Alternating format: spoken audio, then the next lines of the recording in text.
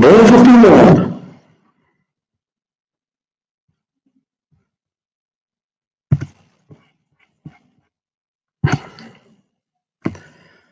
Voilà. Cette formation, c'est une introduction à la programmation de FPGA. Donc, je m'appelle Giuseppe De Santis, je suis ingénieur en électronique. Je suis en même temps enseignant d'électronique embarquée, programmation microcontrôleur FPGA. Donc, voici le programme.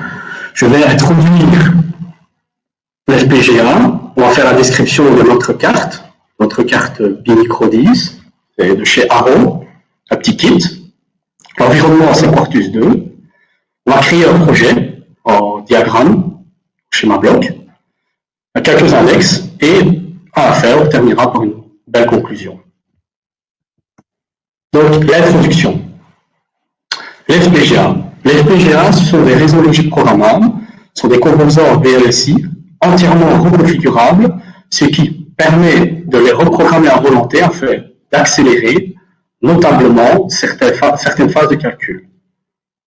L'avantage de ce genre de circuit est sa grande souplesse qui permet de les réutiliser à volonté des algorithmes différents en un temps très court. Donc, le progrès de cette technologie permet de faire des composants toujours plus rapides et à plus haute intégration, ce qui permet de programmer des applications importantes. Pour la programmation des FPGA, il existe deux langages. Donc, il existe le VHDL et le Verilog. Donc, pour information, VLSI, ça veut dire Very Large Scale Integration. Alors, voici notre carte.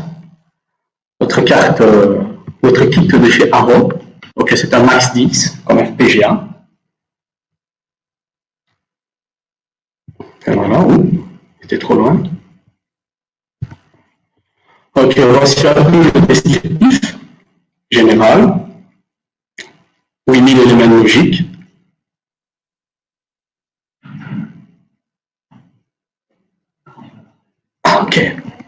Ok, donc je recommence.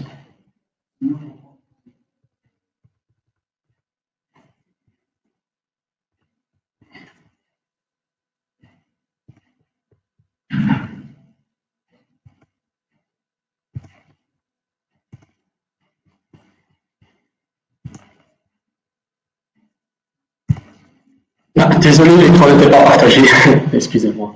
Donc voilà, une introduction au FPGA. Donc, je m'appelle Giuseppe De Santis, je suis ingénieur en électronique, je suis également enseignant en électronique embarquée en programmation microcontrôleur FPGA. Donc voici notre programme. Donc, on va d'abord introduire l'FPGA, on va faire la description de notre carte. Ensuite, on va parler de notre environnement Quartus 2. On va la création d'un projet en schéma bloc, les annexes, et enfin on terminera par une conclusion. Donc, les FPGA. Les FPGA sont des réseaux de logique programmables, sont des composants VLSI entièrement reconfigurables, ce qui permet de les reprogrammer à volonté afin d'accélérer notablement certaines phases de calcul. L'avantage de ce genre de circuit est sa grande souplesse qui permet de les réutiliser à volonté les algorithmes différents en temps très court.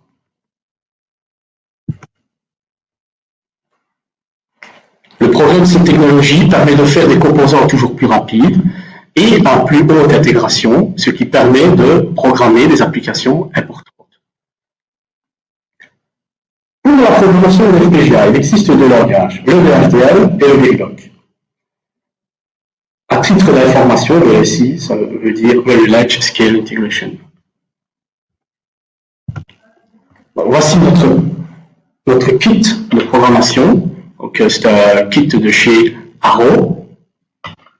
Donc c'est un FPGA, c'est un Max 10, famille des Max 10. Voici un peu le descriptif. Donc 8000 éléments logiques, donc 414 KB de mémoire flash, de mémoire chip, donc 256 de mémoire flash, et ainsi de suite. Donc il y a pas mal de choses, cette petite carte, et elle n'est vraiment pas très chère, c'est low cost. Donc ici, j'explique un peu l'environnement Quartus, donc pour installer le logiciel, voici le lien de téléchargement. Si vous voulez tester, je veux dire, la carte Bimicro, il faudra installer Quartus. Donc ici, vous devez sélectionner la version live parce qu'elle est gratuite. Donc bien sûr, vous êtes limité par certaines IP ou certaines fonctionnalités, mais vous pouvez déjà faire pas mal de choses. Pour télécharger le logiciel, bien sûr, il faut vous inscrire. Donc une petite adresse email suffit. Donc on installe le logiciel. Une fois le logiciel installé, voici la première fenêtre de programmation dès qu'on ouvre le programme. Donc ici, maintenant, on va passer à la partie pratique. Donc, qu'est-ce qu'on va réaliser? Ici, on va réaliser une petite porte E, tout simplement, et on va la tester, on va dire, flasher notre FPGA pour voir exactement son comportement. Donc, qu'est-ce qu'on fait? On crée d'abord un dossier dans le disque principal. Donc, ici, c'est moi j'ai mis dans mon dossier cours FPGA, j'ai mis exercice 1. Et là, on va basculer du point de vue dans le logiciel en live de Quartus 2.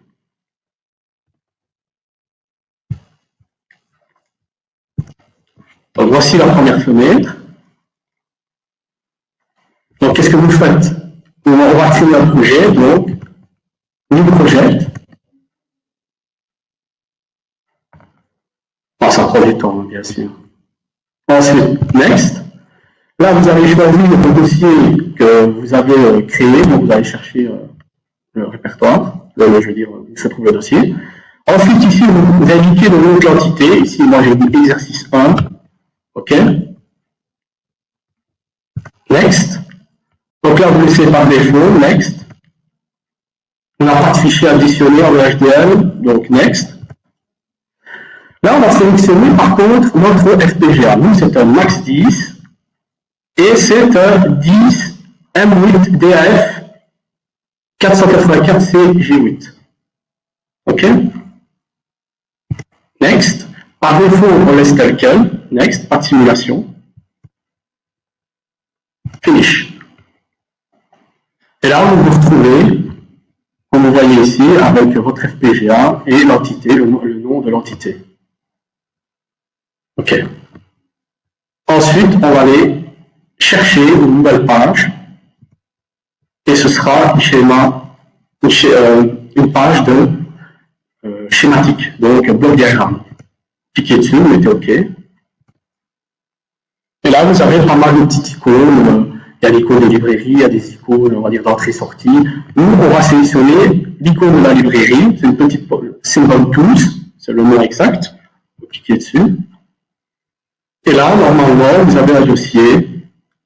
Bien sûr, il était déjà ouvert, mais vous ouvrez ce dossier ici, primitive, et ensuite vous tournez sur logique, et vous avez pas mal des portes logiques, des registres, vous avez pas mal de choses dans justement cette librairie. Donc nous, on va choisir, on va sélectionner la M à 12 entrées et une sortie. Donc, on la met quelque part, cliquez.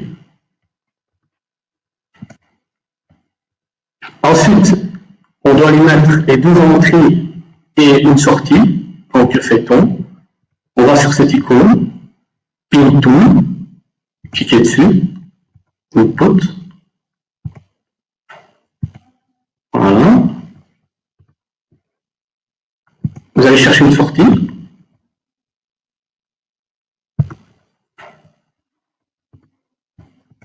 Ensuite, vous modifiez tout simplement. Comme ceci.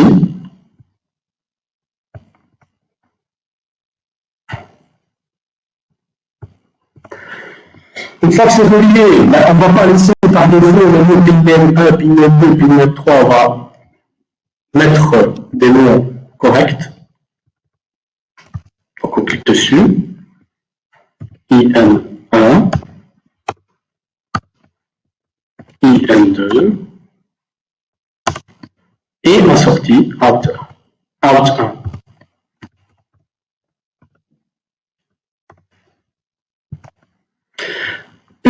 fait? Qu'est-ce qu'on fait? On va faire une analyse synthétique. Donc, qu'est-ce qu'on fait? On lance une analyse. Bien sûr, une fois de l'enregistrer, oui, on va l'enregistrer, bien sûr.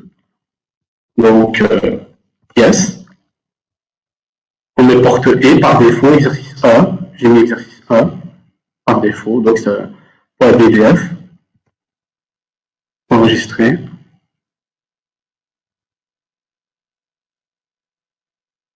Donc là, il compile. Là, il vérifie, je veux dire, la syntaxe. Les raccordements, s'il y a des erreurs, c'est pas bien raccordé. Ça prend du temps.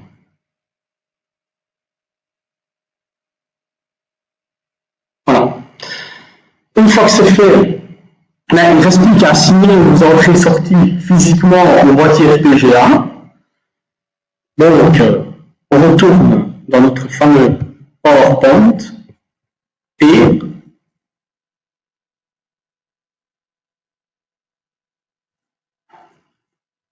on va sélectionner notre tableau.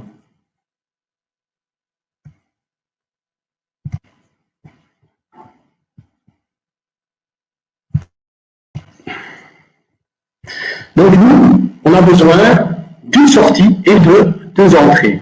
Donc, ici, on va sélectionner une sortie, donc la pin attribuée justement à l'FPGA, c'est M2, et on va sélectionner les deux switches, switch 1 et switch 2. Dans notre cas, c'est M1 et M1 et R1. On retourne à notre programme. Donc, que fait-on? Ici, un petit icône qui s'appelle Pin Planner.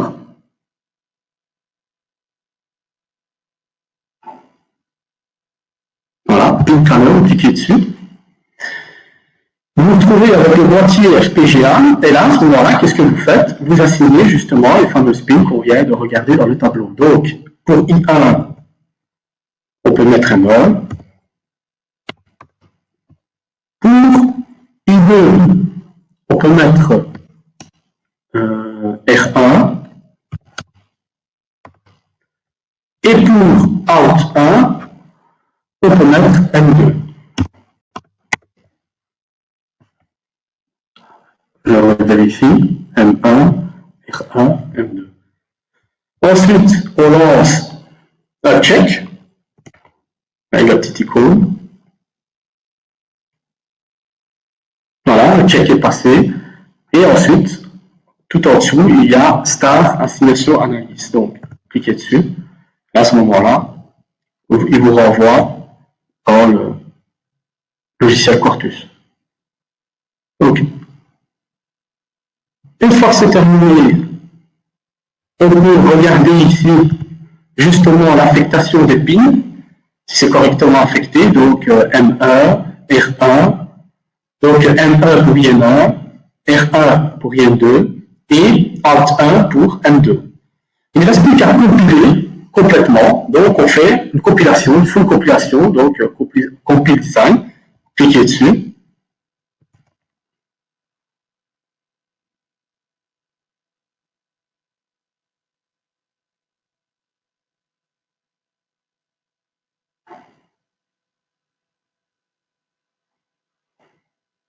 Là, effectivement, ça prend un peu de temps.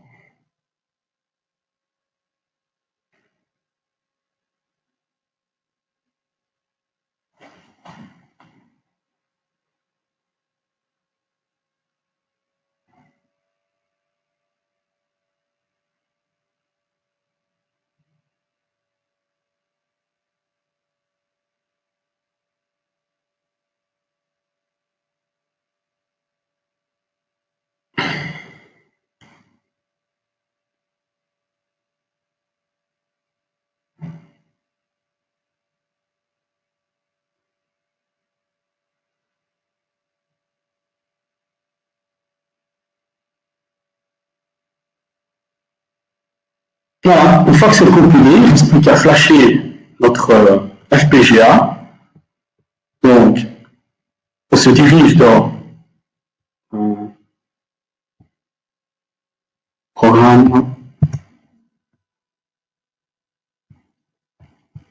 Donc, Voilà, normalement on va le chercher, donc add, là il se trouve dans out, là vous choisissez soft, mettez open, ok, on va effacer celui-là, le Java qui était déjà préparé, c'est pas grave.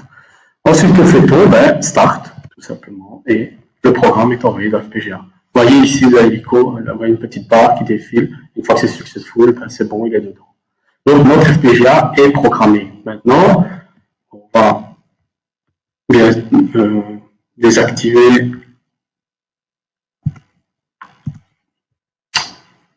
le partage et voici notre platine.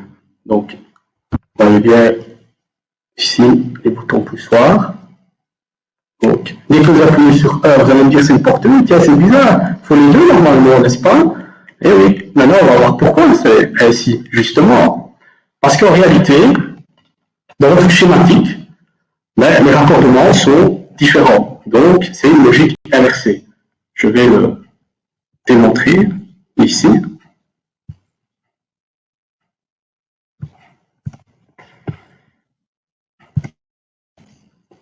Donc, effectivement, il nous faut un état 0 pour que ma lettre D1 s'allume et il nous faut deux états bas, parce que c'est des pull-ups, pour, on va dire, activer ma porte E physiquement.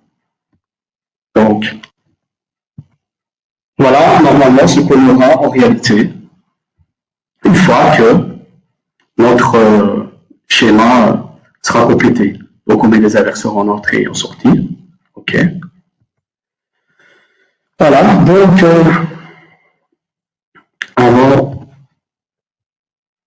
je vais tout d'abord vous montrer après, une fois que c'est programmé, normalement il est dans la flash, il n'est pas dans la RAM, donc quand je clique dessus, j'appuie sur 1, ça s'allume plus, j'appuie sur 2, là j'appuie sur 2, ça s'allume. OK?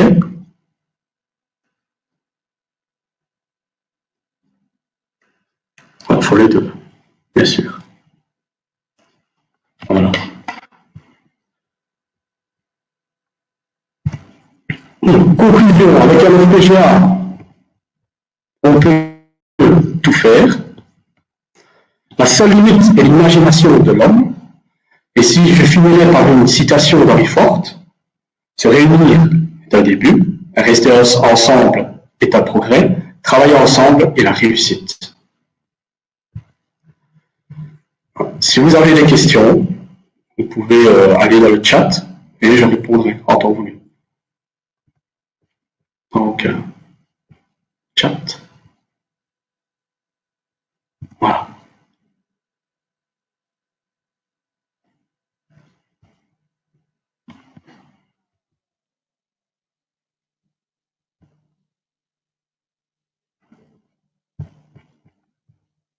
Donc,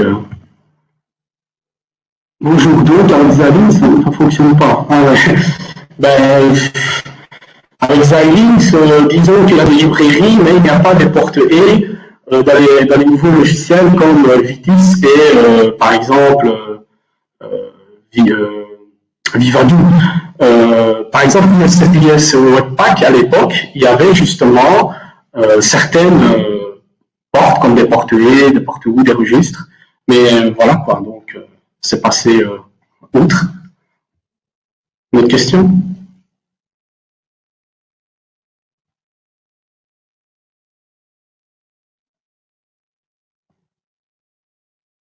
Bah, le son, désolé pour le son, mais voilà quoi.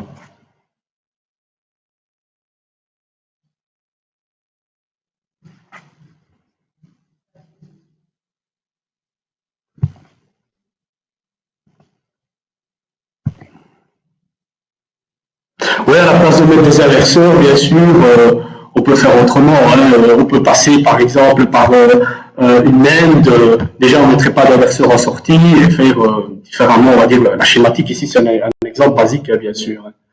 Donc, voilà. Hein.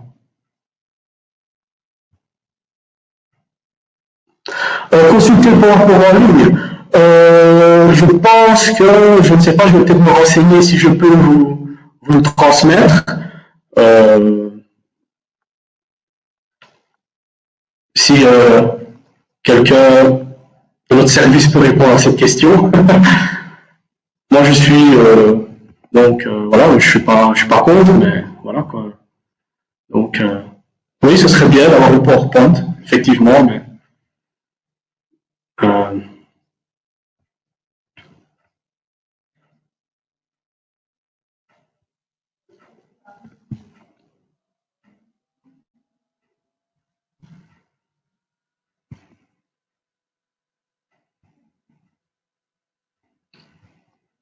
je crois que.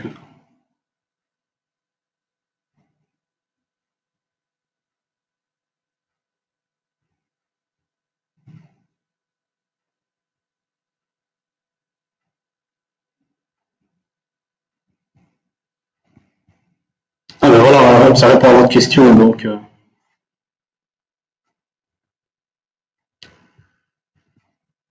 pour le fichier qui sera mis en ligne. Donc,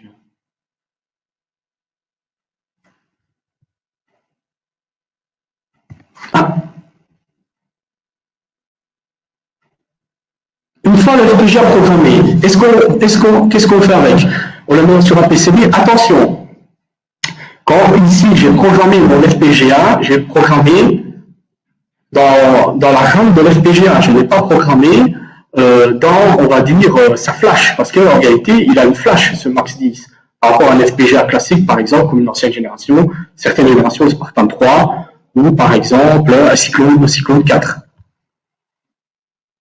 Et ensuite, oui, tu pourras le mettre sur un PCB, mais avec certaines alimentations, parce qu'un FPGA a plusieurs alimentations, l'alimentation du corps, l'alimentation des IO, et voilà quoi. Donc,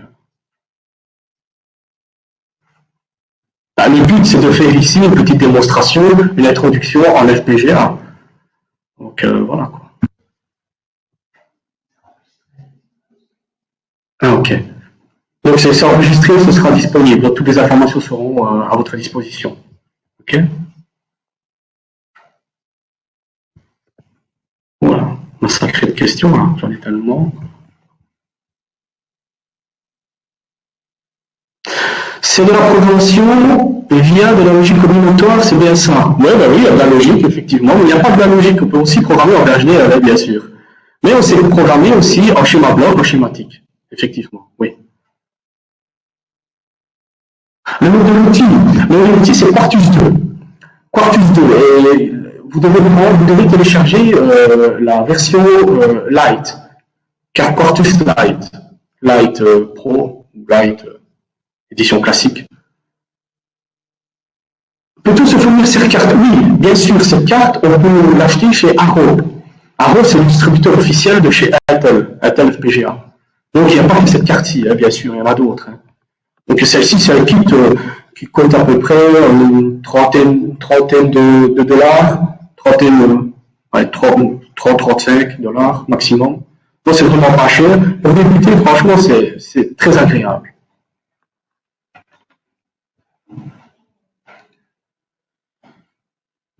Bon.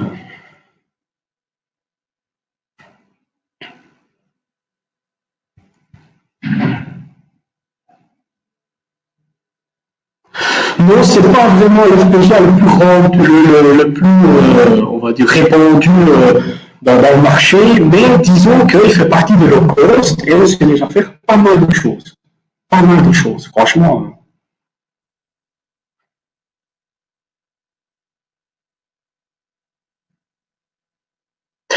L'avantage d'un FPGA, et ça, il faut vraiment en tenir compte, c'est qu'on sait tout, et on sait travailler en pipeline. Ça veut dire, vous pouvez par exemple mettre une horloge, et c'est pas séquentiel. Tout arrive en même temps. Donc, voilà la seule, je veux dire, l'avantage de l'FPGA par rapport au microcontrôleur, qui est par exemple par instruction. Ici, tout arrive en même temps. Sur quel site peut-on le trouver? Ben, je viens de le dire, je crois que c'est Digiti, qui vend ça, qu'est-ce qui vend ça encore? Peut-être Farnell. Il y a pas mal à dire de magasins électroniques aussi qui peuvent le vendre.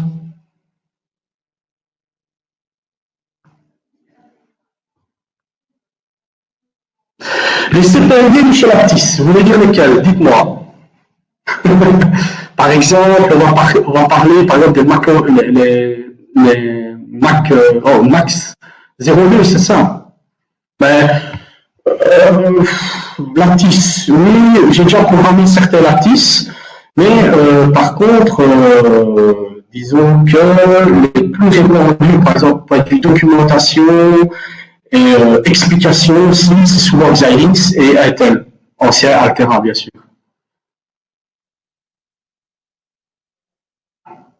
Les modèles les plus utilisés, franchement, si je dois prendre un FPGA, que ce soit par exemple ici chez Intel, je prendrais par exemple soit un Max 10 pour faire une petite application, soit alors, si je veux par exemple du PCI Express ou quoi que ce soit, je m'oriente vers par exemple des Cyclone 10 GX avec un hardware FPGA. Un IP hardware FPGA, je veux dire, dans la librairie de Quartus.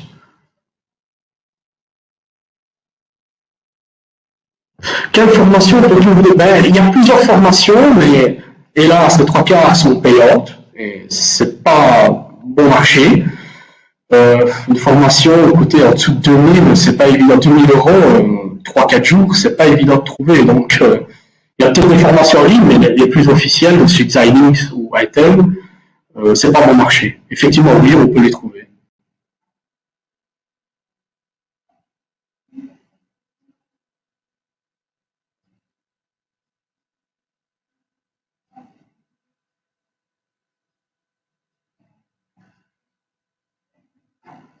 En entreprise, en entreprise, utilise-t-on plus Xilinx ou Intel? Écoutez, moi, personnellement, je suis plus Xilinx, mais Intel n'est pas mal non plus. Pourquoi Xilinx? Parce que je pense que c'est par facilité aussi. Et disons qu'au départ, dans notre entreprise, on devait choisir une marque, et on a pris Xilinx, et on a continué avec Xilinx jusqu'à maintenant. Mais Intel, franchement, fait des très bons produits. Pour moi, c'est 50-50. Il n'y a pas autre chose à dire. C'est 50-50.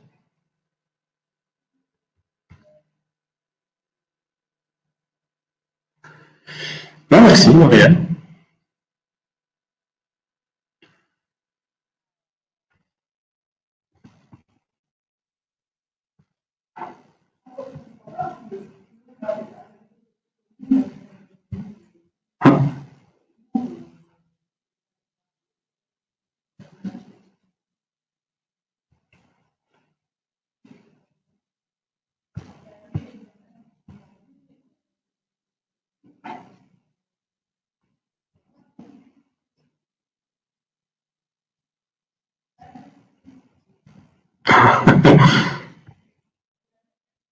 Bon, un FPGA pour faire une NAND, oui, d'accord. Bon, ici, c'est un exemple, bien sûr, c'est une introduction. On va pas se limiter à faire une NAND avec un FPGA, ce serait quand même triste, effectivement. Hein. Tant qu'on y est, on peut prendre un ancien égal 22V10. Hein. Ce sera pareil de chez Lattice.